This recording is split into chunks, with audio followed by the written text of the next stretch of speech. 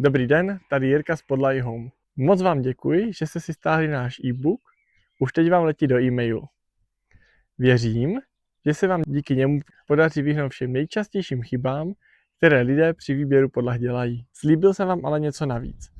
Do e-booku už se nám nevešla jedna vychytávka, kterou naši klienti milují. Týká se to přechodu mezi místnostmi s různými druhy krytin. Zapomeňte na klasické přechodové hliníkové lišty a dřevěné prahy, o které se jenom zakopává. Pokud si zvolíte lepenou podlahu, aplikujeme místo klasických přechodů pružný tmel v barvě podlahy nebo korkovou dilataci. A výsledek?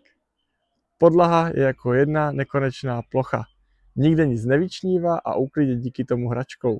Je to přesně ten detail, který odliší standardní interiér od toho luxusního.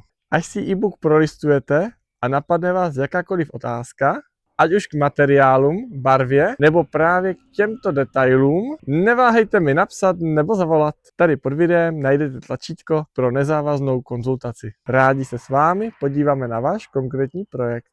Ještě jednou díky a přeji vám, ať vám nová podlaha dělá radost desítky let. Mějte se fajn.